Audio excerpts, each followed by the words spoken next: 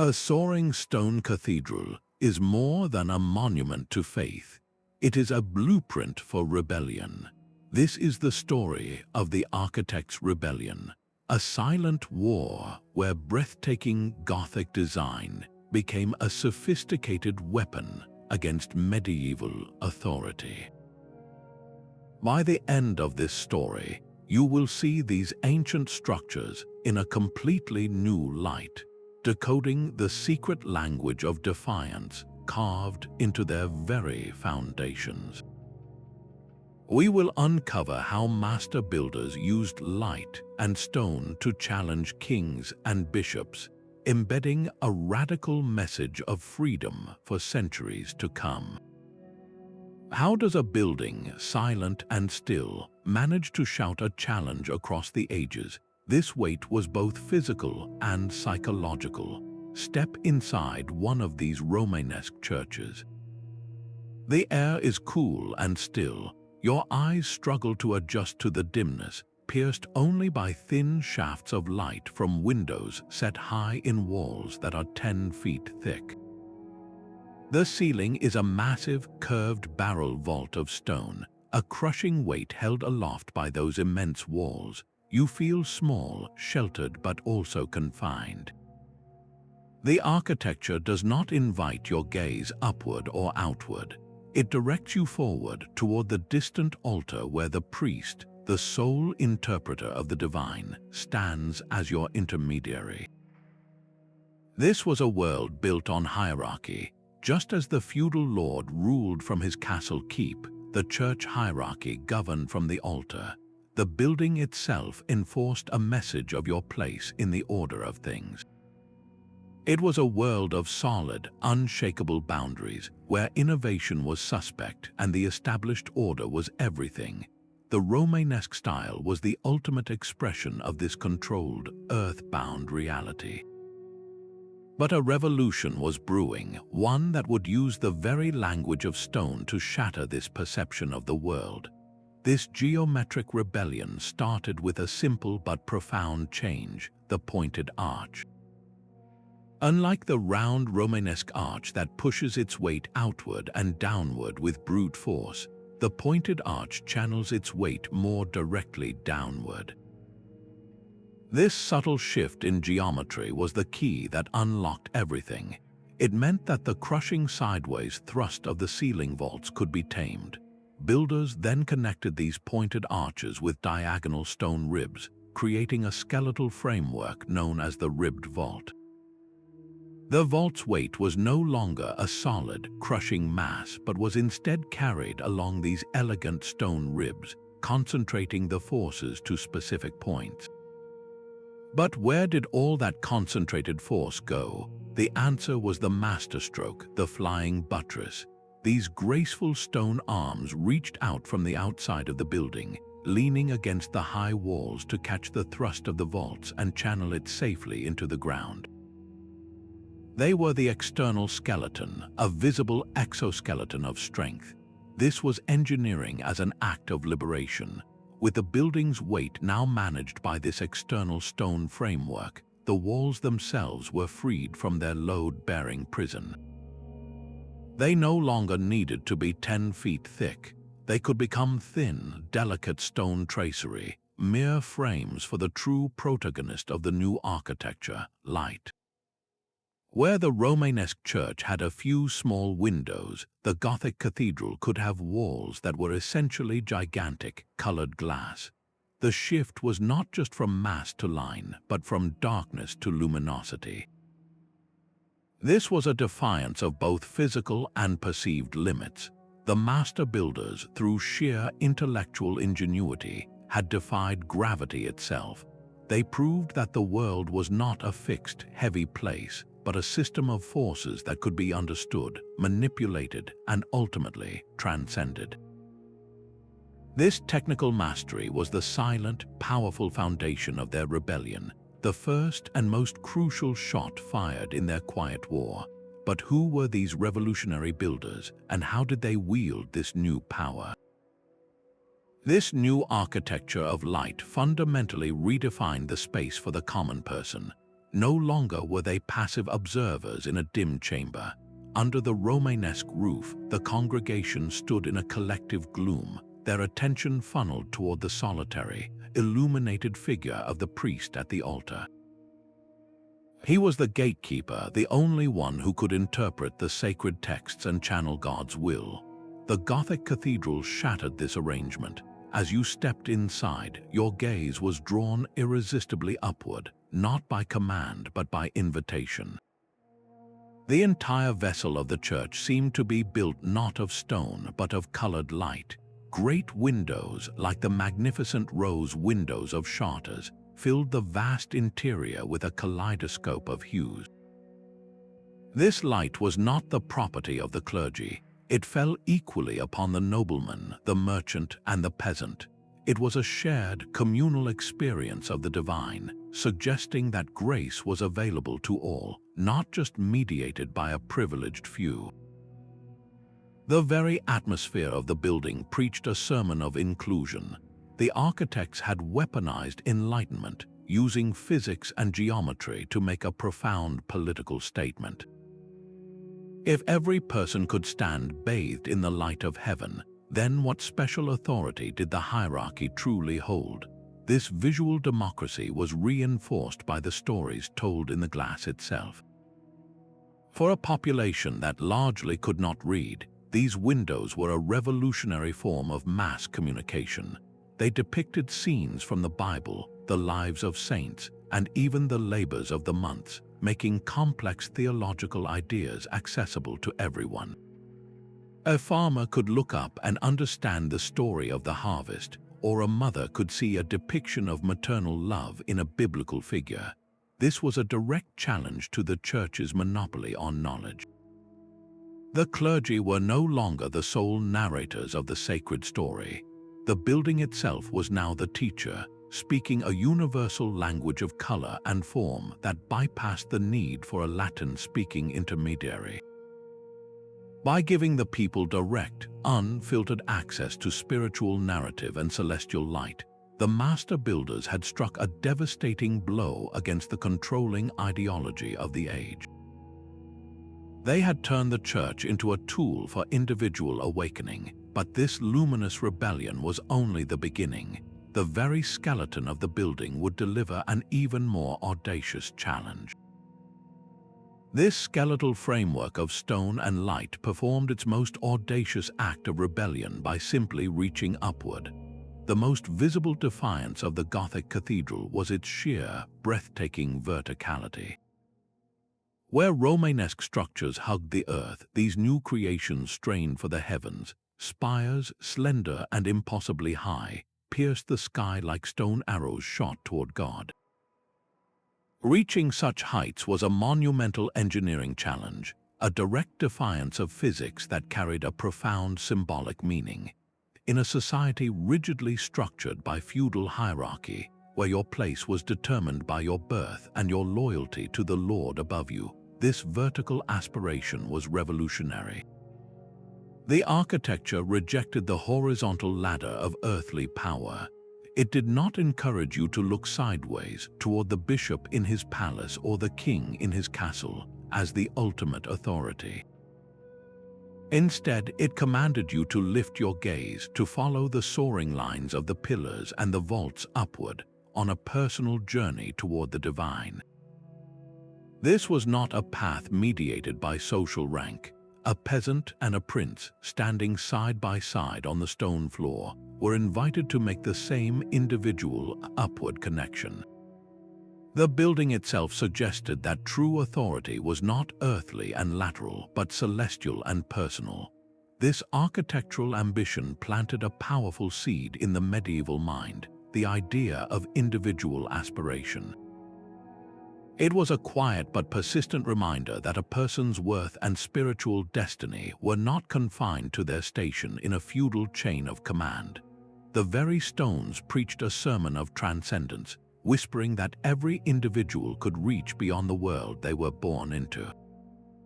Yet, this radical message required a network of builders who operated outside the very systems the cathedrals challenged. So who possessed the revolutionary knowledge to build these stone manifestos? The answer lies not with a solitary mastermind, but with a network of secretive and powerful collectives, the guilds of masons, carpenters, and glassworkers. These were not simple trade unions. They were knowledge-based societies, the medieval equivalent of elite tech startups, guarding their advanced understanding of geometry, engineering, and symbolism as a form of intellectual property. This specialized knowledge was their ultimate power, a power that granted them unprecedented autonomy. A master mason did not answer to the local bishop or baron in the same way a serf did. His primary allegiance was to the guild, to the arcane rules of his craft, and to the network of skilled brethren spread across Europe. This created a new kind of social figure, the highly skilled, mobile artisan, a man whose identity and worth were defined by his skill, not by the land he was born on. The guilds demonstrated that organized, specialized knowledge could be a potent weapon against entrenched authority.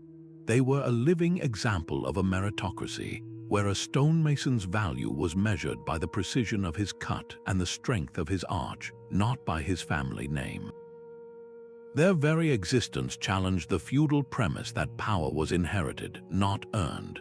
Through their collective effort, they proved that collaboration and expertise could achieve the seemingly impossible, raising structures that dwarfed the castles of kings and the halls of bishops. This network of skilled rebels, bound by secret oaths and shared knowledge, was the true engine of the entire architectural revolution. Their collective power was undeniable, but it was their most guarded secret, the language of sacred geometry, that truly embedded their rebellion into the very stones. This collective power of the guilds translated directly into a new kind of urban landscape. The soaring cathedrals were not just symbols of faith, they were bold declarations of civic identity. Funded not by kings or bishops, but by the wealth of merchants, guilds, and the townspeople themselves, these projects became the ultimate expression of a city's ambition. Imagine the statement it made. On one hill stood the bishop's palace, a symbol of traditional religious authority. On another, the local lord's castle, representing feudal power. And in the heart of the growing city, a new monument rose, one that dwarfed them both in scale and splendor.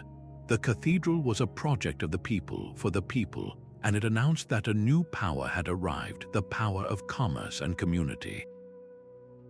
This was architecture as a direct challenge to established hierarchies. The very funding model was a form of rebellion. When a wealthy merchant family paid for a stained glass window depicting their trade, or a guild funded a chapel, they were literally inscribing their own story into the sacred space. They were claiming a piece of the divine narrative for themselves, asserting that their work and their wealth were worthy of a permanent place in God's house. This was a profound shift away from an authority centered solely on the clergy. The cathedral became a complex negotiation of power, its very stones reflecting the tensions and alliances between the bishop, the city council, and the guild. Who truly owned this magnificent building? Was it the bishop who consecrated it, or the citizens who financed and built it? This ambiguity was the source of its revolutionary power. The cathedral stood as a physical argument for a new social order, one where urban identity and economic success could stand equal to, and even surpass, inherited title and religious office. It redefined the skyline, and in doing so, it began to redefine the very concept of authority. But this architectural defiance was not confined to the grand sweep of arches and light. If you look closely, the very stones of these cathedrals whisper a more intimate rebellion. Gargoyles, those fantastical creatures perched high on the gutters, were far more than decorative rainspouts. While some were solemn guardians, many were deliberately grotesque, comical, or even profane. They grimaced, leered, and contorted themselves in ways that mocked the solemnity of the church below. Look closer still, and you might find a fox dressed in a bishop's robes preaching to a flock of geese, or a donkey playing a harp. These were not random fantasies. They were sharp, satirical commentaries carved in stone, poking fun at the hypocrisy and vanity of the clergy and the nobility, safely hidden in plain sight where only the most observant would understand the joke. This subversion extended to the smallest details. The capitals of columns, which in earlier styles featured stern biblical figures, now bloomed with an astonishing variety of natural life. Masons carved intricate oak leaves, ivy, grapes, and scenes of peasants harvesting wheat. This celebration of the earthly world, of the cycles of nature and daily labor, introduced a subtly pagan sensibility into the heart of the sacred space. It was a quiet affirmation that God's creation was not just in the heavens, but all around them, in the soil and the seasons, challenging a church orthodoxy that often prioritized the afterlife over the present world. Even the cathedral's floor plan delivered a message. The long, spacious nave, designed to hold the common people, became the architectural focus, while the choir, the exclusive domain of the clergy, was pushed further east. The building's geometry now centered on the experience of the laity, physically enacting the shift in spiritual authority that the light and height had already suggested. Every vine, every grotesque face, every deliberate measurement was a potential site of resistance, a permanent record of a quiet joke or a profound critique, forever embedded in the sacred fabric. Chartres Cathedral rises from the plains of France not merely as a place of worship, but as a declaration of independence carved in stone. Its story begins with catastrophe, a devastating fire in the year 1194 that left the old Romanesque church a smoldering ruin. Yet from the ashes, the townspeople saw not an ending, but an unprecedented opportunity. The decision to rebuild was not handed down from a distant bishop or a king. It was a collective act of will, funded and fueled by the entire community. For decades, the entire town became a workshop dedicated to a single, audacious goal. Nobles, merchants, and peasants alike contributed their wealth and their labor, hauling stone from distant quarries in a spirit of shared purpose that bypassed the usual feudal chains of command. This was a cathedral built by the people, for the people, and its very existence was a testament to a new kind of power, urban and communal. The design they chose was the most radical statement of the new Gothic style. The master builders pushed the principles of light and height to their absolute limits. The nave soars to a breathtaking height, its verticality so pronounced it feels like a deliberate act of defiance against the very pull of the earth. But the true miracle of Chartres is its light. The cathedral is famous for its stained glass, an immense collection of windows that bathe the interior in a deep, mystical azure and ruby glow. This is not the dim, fearful light of the old Romanesque world. It is an overwhelming, immersive experience of color, suggesting that divine grace was not a distant reward but a palpable presence available to all who entered. The architecture itself became a sermon, preaching that enlightenment was a direct personal encounter, not a lesson filtered through a clerical elite. This radical message is carved into the very entrance of the cathedral, the royal portal. Its sculpted figures represent a quiet, intellectual revolution. Alongside kings and queens of the Old Testament stand personifications of the 7 liberal arts, including philosophy and geometry. Here, classical learning, once viewed with suspicion by the church, is given a place of honor on the sacred facade. The builders were making a bold claim that human reason and divine faith were not enemies, but partners in understanding creation. Furthermore, the cathedral's entire dedication to the Virgin Mary signaled a subtle but significant theological shift. This emphasis on a compassionate, accessible feminine figure offered a contrast to the more severe, judgmental god often emphasized by the established church hierarchy, appealing directly to the popular spirituality of the common people. By becoming a major pilgrimage site, Chartres completed its rebellion. Thousands of pilgrims flocked to venerate its sacred relic, drawing spiritual authority away from older, more traditional ecclesiastical centers. This pilgrimage traffic brought immense wealth into the town, strengthening its economic independence and cementing its prestige. The cathedral did not just symbolize the town's identity, it actively constructed it, redirecting both spiritual and economic power into the hands of the community that built it. Chartres stands as the ultimate case study, a perfect fusion of architectural daring, communal ambition, and subtle ideological challenge, proving that a building could indeed be the most powerful weapon of all. This new power of the people was mapped directly onto the ground. The footprint of a Gothic cathedral was not just an architectural drawing, it was a political statement written in geometry. While the traditional Latin cross shape remained, its proportions were fundamentally altered to serve a new purpose. The most significant change was the dramatic elongation of the nave, the long central aisle. This was not done for aesthetic reasons alone. By stretching this space, the architects created a vast area dedicated solely to the congregation.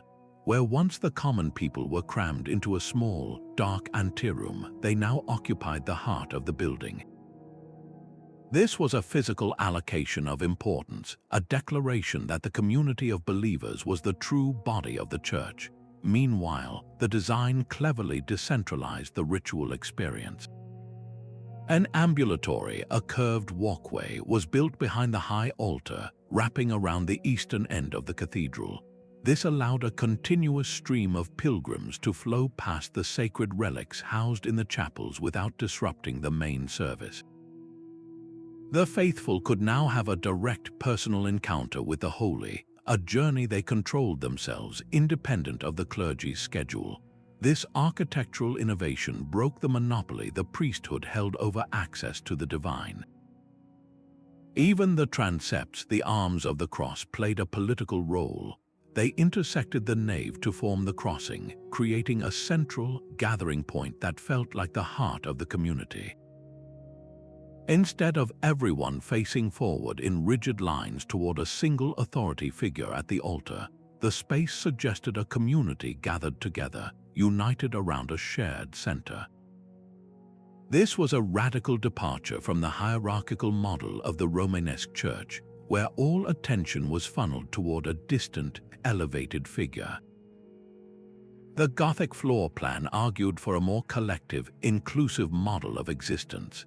It used lines and angles to architect a new social ideal, one where space was shared, movement was free, and spiritual authority was distributed. The very ground upon which people walked was a silent, persistent argument for a different world order, one built not on top-down command, but on communal participation. So while the cathedral redefined the relationship between the people and the church, it also set its sights on a second form of authority, the crown. Across the medieval landscape, two structures competed for dominance, the king's castle and the people's cathedral. The castle was architecture of fear, a symbol of brute force. Its design was purely defensive, with thick walls, narrow arrow slits for windows, and a central keep designed to withstand a siege. It was heavy, earthbound, and inward-looking, projecting an image of control and oppression. It dominated the land to remind everyone of the king's power to tax, to judge, and to wage war. But rising from the heart of the growing towns was a different kind of monument. The cathedral did not threaten with walls, it invited with light. It did not loom over the landscape with a promise of punishment, but soared toward the heavens with a promise of transcendence. This created a direct and deliberate competition on the skyline. A city's pride was no longer measured by the strength of its fortifications, but by the height of its spire and the brilliance of its stained glass. The cathedral's beauty was its weapon.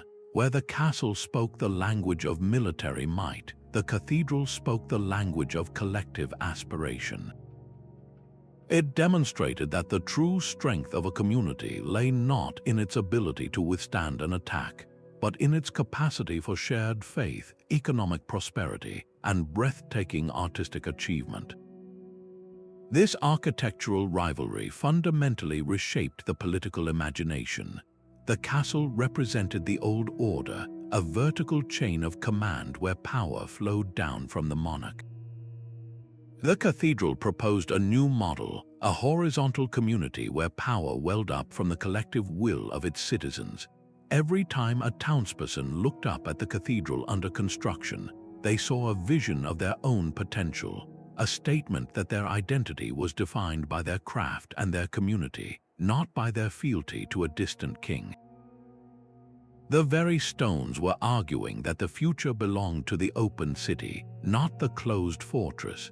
This emotional engineering was perhaps the most sophisticated weapon in the architect's arsenal. Walking into a space like Chartres, your senses are immediately overwhelmed. The sheer height of the vaults makes you feel infinitesimally small, yet the flood of colored light seems to lift you up. The harmony of the proportions, the way every arch and column relates to the next, creates a feeling of perfect, transcendent order. This was not an accidental effect. It was a precise science of perception, a deliberate manipulation of scale, light, and geometry to trigger a specific feeling, awe. For centuries, religious and royal authority had used awe to intimidate. The crushing weight of a Romanesque church or the imposing walls of a castle were designed to make an individual feel powerless, to reinforce their humble place in a rigid hierarchy. The awe was meant to subjugate. The Gothic architects took this very same tool and turned it to a revolutionary purpose. They engineered an awe that uplifted rather than crushed. The message encoded in the stones was no longer just bow before a power you cannot comprehend. It became witness what human hands, guided by faith and reason, can achieve. The true miracle was not just God's glory, but humanity's ability to channel it into such breathtaking form. This subtle shift was profound. Instead of feeling diminished by the scale, a visitor felt enlarged by their connection to the collective human spirit that had built it. The awe was directed inward, sparking a sense of potential. If men could collaborate to create a heaven on earth, what other limits could they challenge?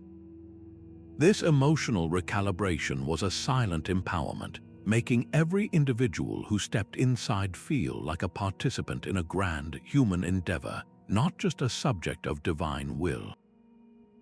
It was the ultimate act of architectural alchemy, transforming the fear that upheld the old order into the wonder that would help build a new one. This elegant spearhead of stone was the master key to the entire Gothic revolution. While its graceful form is instantly recognizable, its true power lies in a hidden geometric secret. A rounded Romanesque arch pushes its weight outward and downward with a stubborn, spreading force.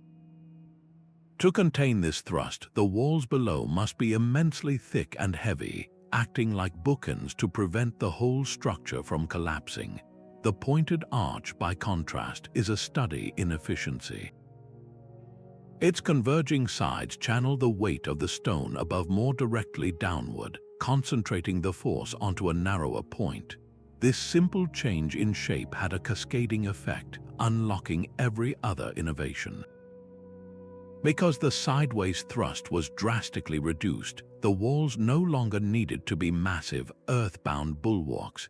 They could become taller, thinner, and filled with light. The arch's geometry made the impossible seem attainable, proving that gravity itself could be reasoned with and redirected by human intellect, yet its meaning cut even deeper than its engineering. To the medieval mind, the rounded arch was the legacy of Rome, a symbol of imperial authority, classical reason, and a finished, perfected world order. The pointed arch was a deliberate break from this tradition. Its critics, clinging to the old ways, derided it as the style of the Goths, a barbaric and uncivilized form.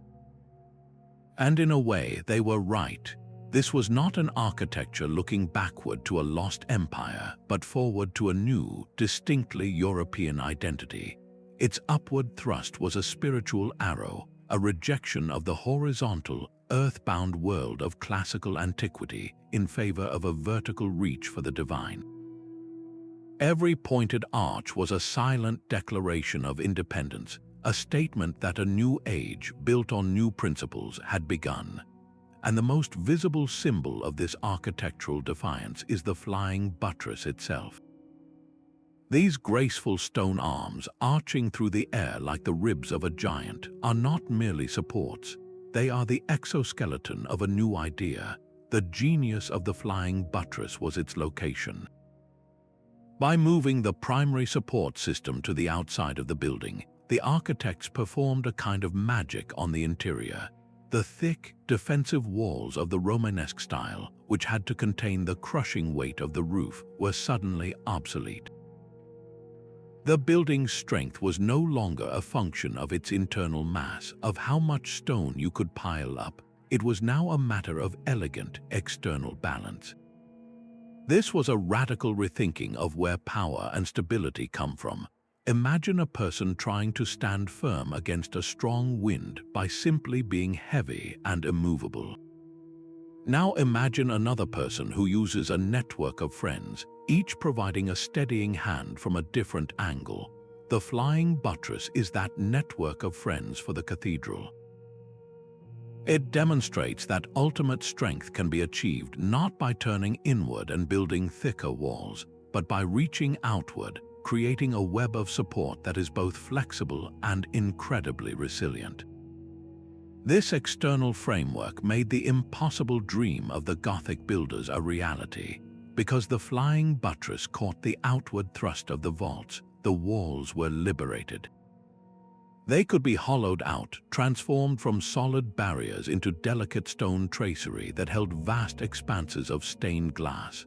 The wall, which had for centuries meant confinement and separation, now became a membrane of light. This was a profound physical metaphor.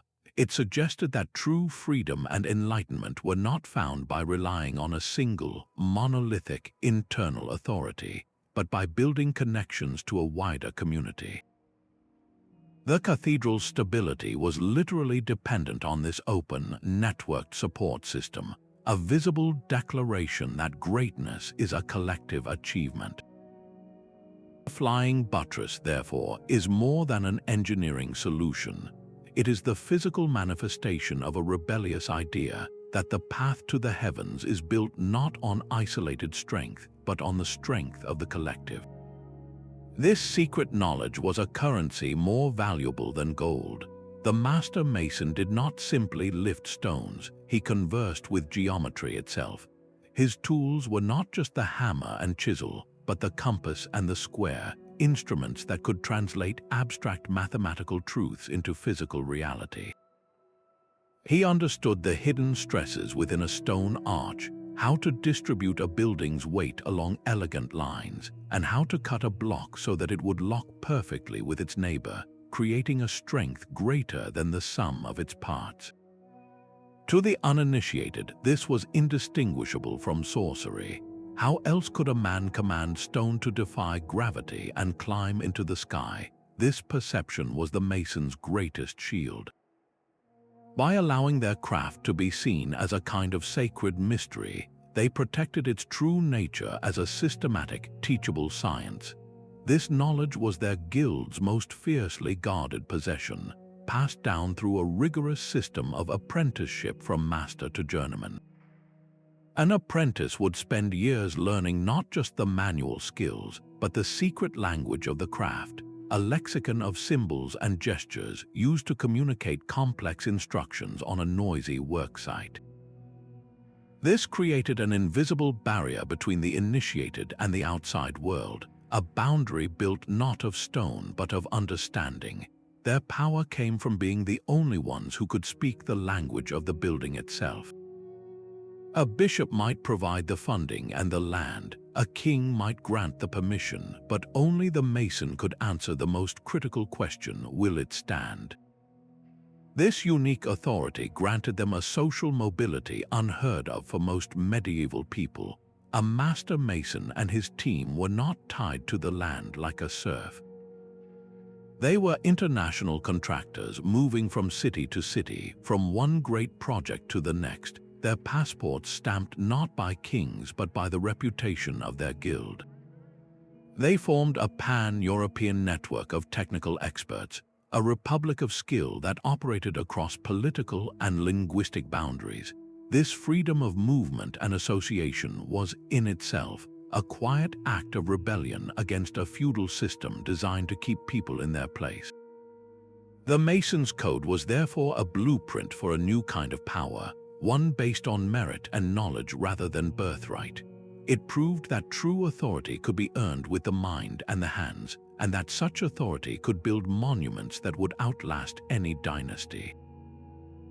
A cathedral under construction was a city within a city, a perpetual motion machine of economic and social change.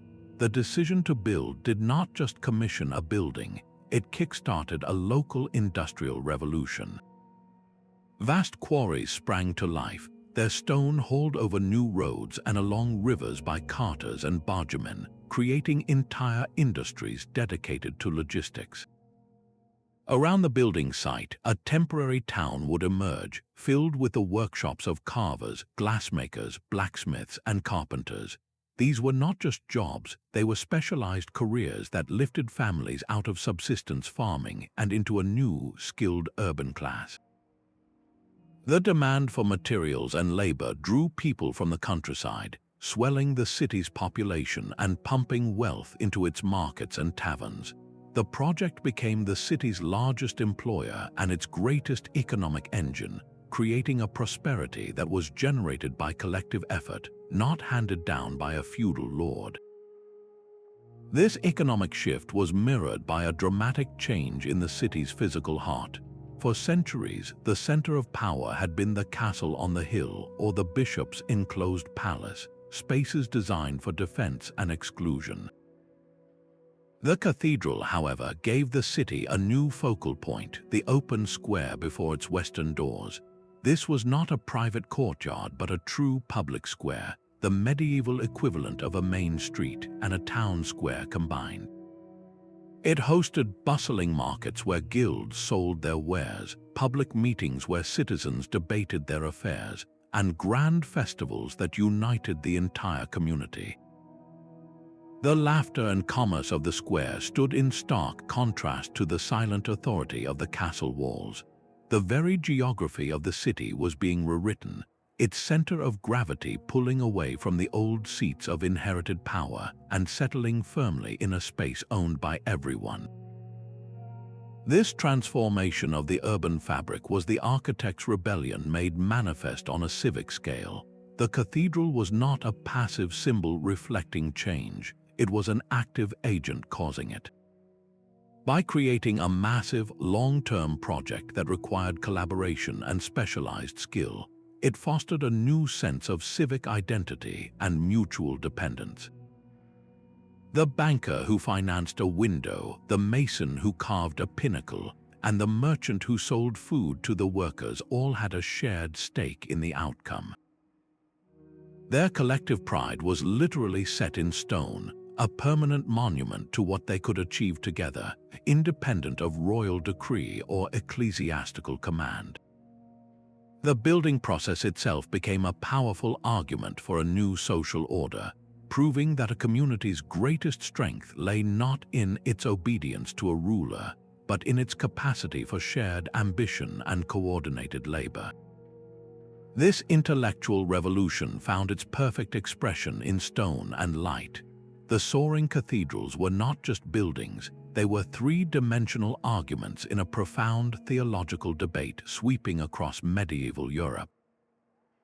This was the age of Scholasticism, a movement led by thinkers like Thomas Aquinas, who dared to ask a revolutionary question: could human reason and divine faith work together to understand God's creation?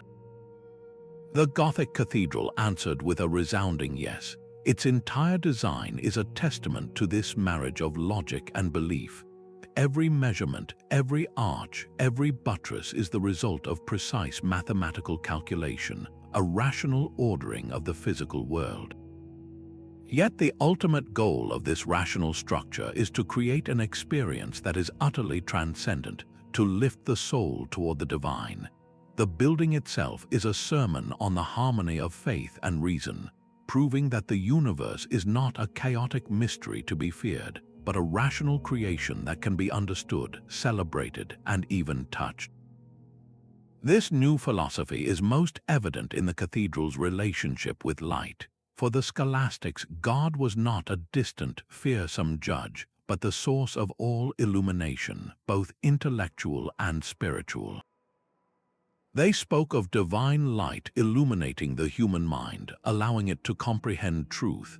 The architects translated this abstract idea into a breathtaking physical reality. Where older churches were dim, the Gothic cathedral became a vessel for this divine illumination. The immense stained glass windows were not mere decoration, they were theological statements. They transformed raw sunlight into a cascade of symbolic color, filling the space with a heavenly glow that made the presence of God feel immediate and accessible. This was a direct challenge to an older, more authoritarian theology that emphasized God's wrath and the fear of hell. The new architecture suggested that approaching God could be an act of wonder and intellectual curiosity, not just trembling obedience. Even the cathedral's orderly layout reflects this shift. The scholastic method relied on logic, debate, and the systematic organization of knowledge.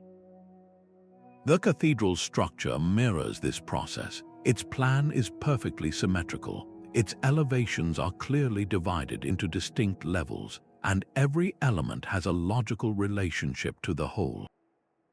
It is a complex idea built from simple, rational parts, much like a scholastic argument building towards an irrefutable conclusion. Walking through the nave is like walking through a logical proof for the existence of God, one where the final piece of evidence is not a word, but a feeling of overwhelming awe. By making theology physical, the architects gave everyone, not just the educated elite, a way to participate in this new way of thinking. The stones were silent partners in a conversation that was reshaping the medieval world, arguing for a faith that embraced the light of reason. Of course, the establishment would not surrender the skyline without a fight. The sheer audacity of these new cathedrals provoked a fierce backlash from conservative voices within the church. They watched with alarm as the heavy, solemn Romanesque world gave way to what they saw as frivolous spectacle. To these critics, the delicate stone tracery and vast windows seemed dangerously fragile, even decadent. The skeletal structures appeared disordered and chaotic compared to the solid, predictable mass of the old style. Most damning of all, they dismissed the entire movement with a derogatory label, Gothic. This was not a compliment. It was meant to evoke the Goths, the so-called barbarians who had helped dismantle the Roman Empire. The term implied that this new architecture was crude, uncivilized, and a rejection of classical order and reason. It was an accusation of rebellion in the most negative sense, but the people had already fallen in love with the light. The overwhelming popularity of these luminous spaces made them impossible to ignore or suppress. Pilgrims flocked to them, towns competed to build them, and the new style became synonymous with spiritual aspiration. Faced with this grassroots revolution, the authorities realized that outright condemnation was a losing battle. So they switched strategies, attempting to co-opt the very language of the rebellion. kings and powerful bishops began commissioning Gothic chapels for their palaces and cathedrals for their dioceses. They sought to harness the style's emotional power, hoping its soaring grandeur would reflect their own glory and divine right to rule. A king might build a Gothic palace not to celebrate communal achievement, but to suggest that his authority was as heavenly and transcendent as the architecture itself. This created a profound and lasting tension. Could the pointed arch and the flying buttress truly be tamed, when a bishop who once condemned the style as barbaric now presides from a Gothic cathedral under a vault of colored light? What does that building say? The stone and glass remain the same, but the message becomes blurred.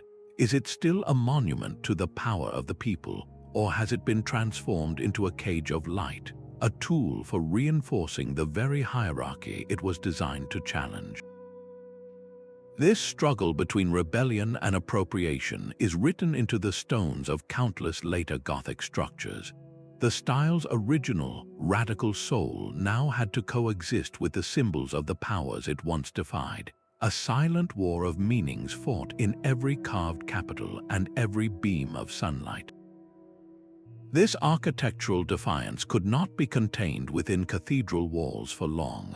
The very principles that challenged religious and royal authority, the language of light and vertical reach, began appearing in the heart of civic life. Town halls, guild halls, and the first great universities adopted the Gothic style, using it to construct a new vision of secular power. In bustling market towns across Europe, the most prominent building was no longer just the church. A new structure now competed for attention, the guild hall.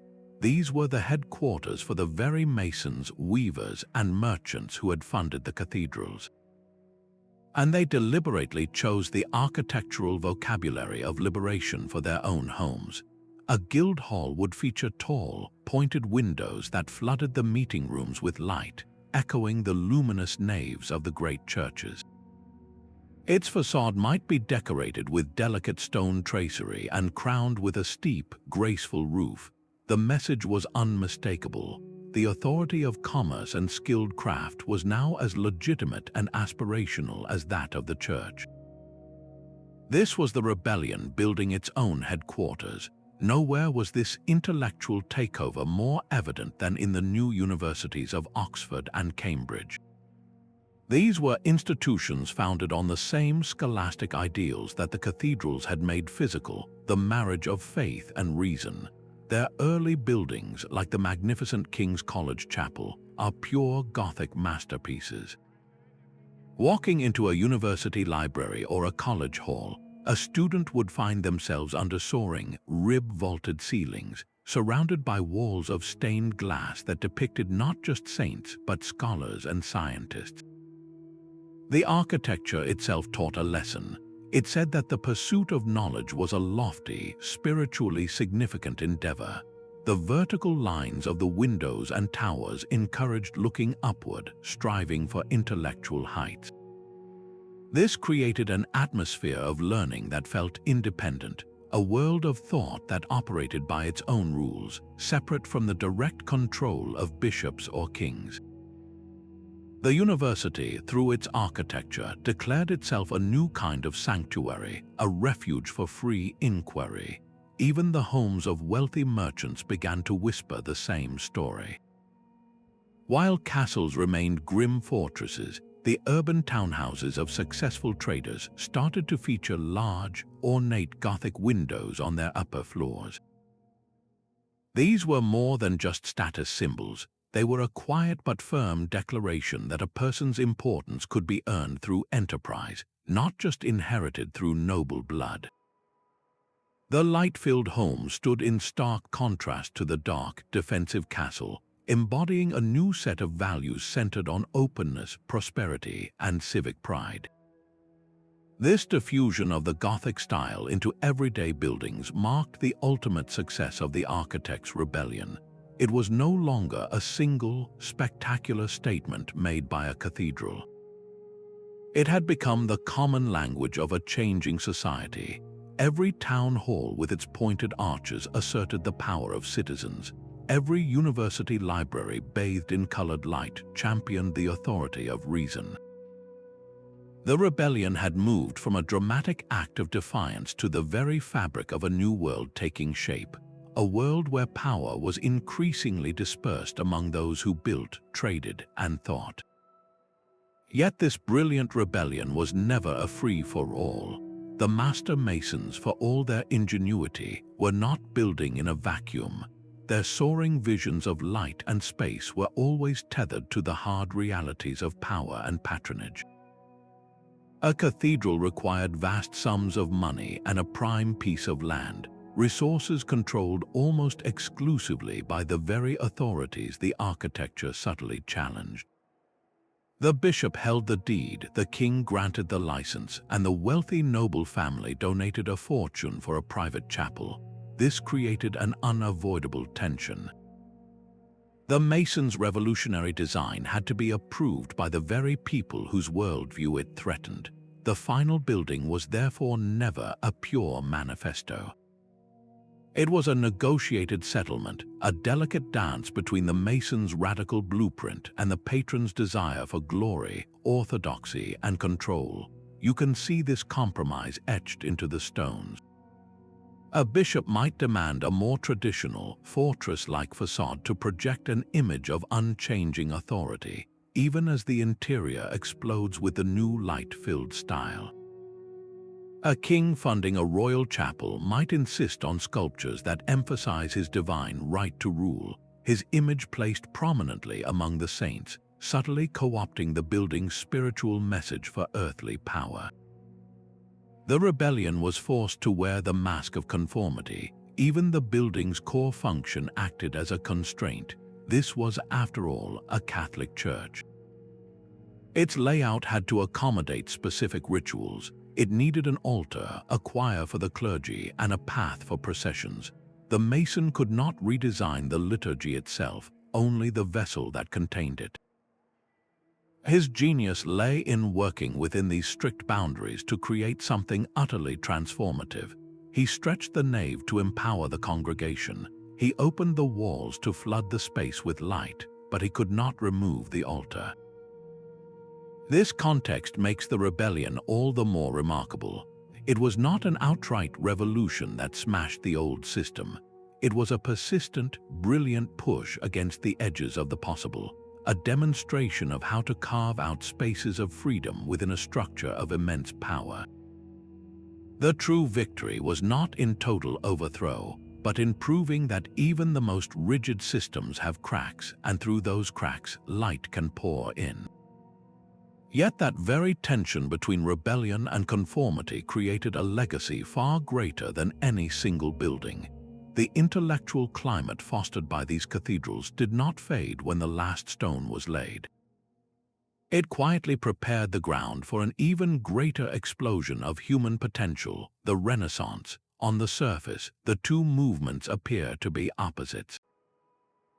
The Renaissance famously looked backward, drawing inspiration from the clean lines, harmonious proportions, and human-focused art of ancient Greece and Rome.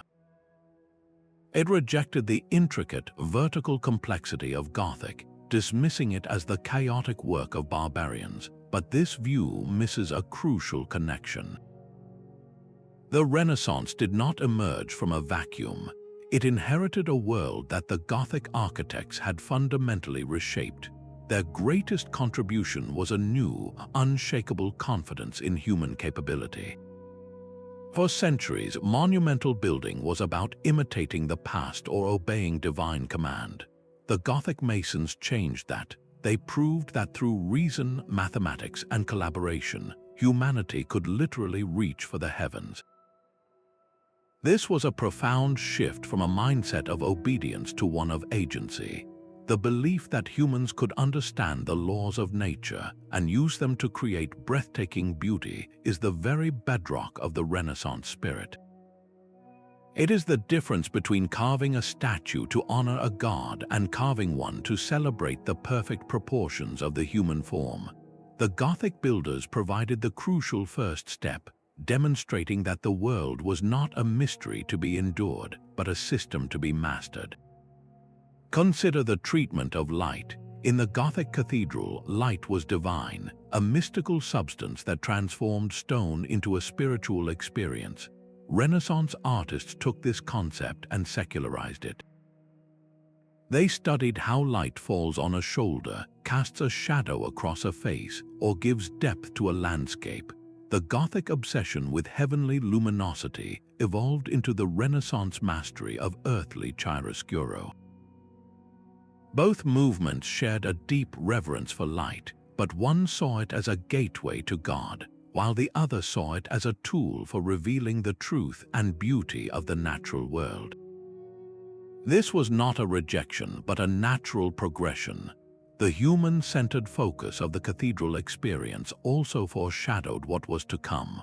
By designing spaces that elevated the individual's spiritual journey, the architects were subtly placing human experience at the center of the universe. The Renaissance would simply take this idea and run with it, turning the focus from the soul's ascent to heaven to the individual's potential for greatness on earth. The confident, named artist or architect, celebrated for their personal genius, is a direct descendant of the anonymous but supremely confident master mason. The rebellion encoded in stone helped create the intellectual courage necessary for the next revolution, proving that the path to modernity was built not on a clean break with the past, but on the foundations laid by those who dared to build with light. This defiant spirit did not vanish with the last medieval stonecutter. It simply found new forms, its essence echoing through the centuries in the work of architects who still believe a building can be a manifesto. Today's master builders wield different tools, but their target is often the same: entrenched power. Consider the modern architect who specializes in sustainable design. In an age of corporate skyscrapers wrapped in energy-hungry glass, these designers choose a different path. They create buildings that generate their own power with solar panels, that collect rainwater, and that use natural materials. This is not just about being green. It is a direct challenge to the ideology of endless consumption, where a Gothic cathedral used light as a spiritual weapon against clerical control. A sustainable building uses resource independence as a political statement against corporate polluters. Its very existence argues that our relationship with the planet can be one of harmony, not domination. This rebellion also thrives at the most local level, in community-built projects that reclaim urban space from impersonal development. Just as the townspeople of Chartres collectively built their cathedral, modern communities are coming together to create parks, gardens, and cultural centers on neglected plots of land. These are not projects commissioned by a distant city council. They are grassroots efforts where neighbors decide what their community needs. A vacant lot transformed into a vibrant playground or a public mural painted on a barren wall. These acts are the modern equivalent of hauling stone for the new nave. They declare that the city belongs to its people, not just to developers and politicians. This is architecture as a tool of empowerment, giving a physical form to the collective will of a community, just as the guild halls once did.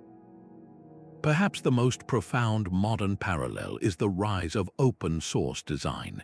The medieval masons guarded their knowledge within secretive guilds, a necessary strategy for their time. Today, a new rebellion is fueled by sharing knowledge freely. Architects and designers are publishing blueprints for affordable housing, for emergency shelters, and for sustainable technologies online for anyone to use and adapt. This democratizes the act of creation itself. It challenges the notion that good design is a luxury product available only to the wealthy, or that expertise should be a commodity hoarded for profit. This open-source philosophy is the digital heir to the cathedral's floor plan, which centered the experience of the common person. It suggests that the best solutions come from collaboration and open access, not from top-down decrees. Every time we encounter a building that questions how we live, that prioritizes people over profit, or that uses its form to make a bold statement, we are witnessing the enduring legacy of the Gothic rebellion. The pointed arch has been replaced by the solar panel, the flying buttress by a community garden, and the mason's secret code by an open-source digital file. But the fundamental impulse remains unchanged, the belief that the spaces we inhabit should not just shelter us, but should inspire us to imagine a better, fairer, and more beautiful world. The silent war waged with stone and light continues, its battlefields now our city streets and our shared digital spaces. But this grand narrative of rebellion needs a dose of gritty reality. The romantic image of the master mason as a mystical sage channeling occult secrets into stone is a powerful fiction. The truth is far more fascinating. These builders were not wizards. They were brilliant engineers and shrewd businessmen operating in a world of harsh practicalities. Their guilds, while secretive, were first and foremost trade organizations. Their primary concern was not guarding ancient mysteries but ensuring quality control, setting wages, and training the next generation of skilled laborers. The real secret they protected was not magic, but a highly advanced understanding of structural physics, a knowledge that gave them immense economic power and professional autonomy. The construction site of a cathedral was less a sacred temple and more a chaotic, dangerous, and deafeningly loud industrial complex. It was a world of pulleys and ropes, of cranes powered by human treadwheels, of stone dust choking the air, and the constant, very real risk of collapse. This was not a serene act of devotion, but a monumental feat of logistics, finance, and raw human labor. The rebellion we have traced was almost certainly not a conscious, organized conspiracy. It was more likely a gradual, collective push, an accumulation of small innovations and quiet negotiations. Each time a mason figured out how to make an arch a little taller, or a guild negotiated a better wage, they were subtly shifting the balance of power. This grounded perspective makes their achievement infinitely more impressive. Their defiance was not delivered from an ivory tower. It was carved, block by heavy block, from within the messy, complicated, and often brutal realities of medieval life. Their true genius was not in defying gravity with magic, but in using sheer intellect and collaboration to build a new vision of the world, one stone at a time. This silent language of proportion was the rebellion's most sophisticated argument. While the pointed arch and flying buttress defied gravity, the building's underlying geometry delivered a deeper philosophical challenge. The master builders employed precise mathematical ratios, like the golden section, to determine every dimension. The width of the nave would relate to its height in a perfect proportion, and the size of a window would echo that same ratio found in the central portal. To the average person, the result was simply a feeling of overwhelming beauty and rightness. The space felt balanced, harmonious, and intuitively correct. This was no accident. It was a deliberate engineering of awe through mathematical order. But this harmony was far more than an aesthetic choice. In a world where feudal power was often exercised through arbitrary violence and chaotic injustice, where a lord's whim could decide a person's fate, the cathedral presented a radical alternative. Its perfect proportions were a physical model of a universe governed not by brute force, but by divine reason. The building silently argued that the true nature of creation was balance, logic, and an inherent beauty accessible to human understanding. This was a direct critique of the oppressive chaos of the time. If the world could be understood through geometry, then it could also be improved by it.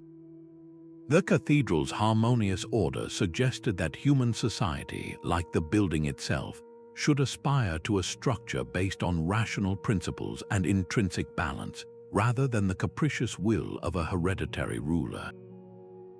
It used the silent, universal language of mathematics to preach a sermon on justice, proposing that the best foundation for any authority was not power, but perfect, unwavering proportion. Even in a rebellion built by many hands, a single voice can carve its name into eternity. Among the thousands of identical stones that form a cathedral's wall, a close look reveals something remarkable, a small, chiseled symbol. It might be a simple geometric shape, a stylized letter, or an abstract animal. This is a mason's mark, the unique signature of the individual craftsman who carved that specific block. In an age where most art was created anonymously for the greater glory of God or the community, these tiny scratches are a profound act of defiance. They are a whisper from the shadows of history, a claim that says, "I was here. My skill made this possible." This was the rebellion of identity, a quiet but determined push for recognition in a world that valued the collective over the individual. The system of mason's marks was practical, a way for the master builder to track the work of his team and ensure each man was paid for the stones he cut. But the choice of a unique, personal symbol transcended its administrative purpose. It was an early form of branding, a declaration that this labor was not just a duty, but an expression of a singular talent. These marks are the fingerprints of the medieval world, proof that the grandest achievements are, in the end, the sum of countless individual acts of excellence. This assertion of identity did not stop with a hidden symbol. Certain master masons became famous for their distinctive styles, their architectural signatures as recognizable as a painter's brushstroke. Villard de Honnecourt left behind a sketchbook filled with intricate drawings, a personal portfolio of ideas that traveled across Europe. The name of Pierre de Montreuil was so celebrated that he was called the Doctor of Stones. These men were not anonymous cogs in a machine. They were sought-after celebrities, their genius acknowledged and recorded. Their growing fame signals a seismic shift in how society viewed creation. The value was no longer located solely in the sacred object being built, but also in the human mind that could conceive of it. This was a direct challenge to the medieval ideal of selfless anonymity. The cathedral was still built for God, but the man who designed its vaults could now achieve a measure of earthly immortality. This emergence of the individual artist is the quiet, personal heartbeat of the larger architectural rebellion.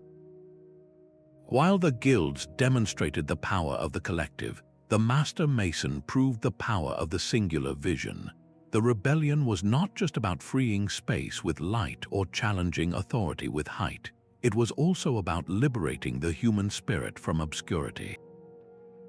It was a fight for the right of the creator to be seen, a crucial foreshadowing of the Renaissance cult of the artist that would soon place the individual genius at the very center of the creative universe.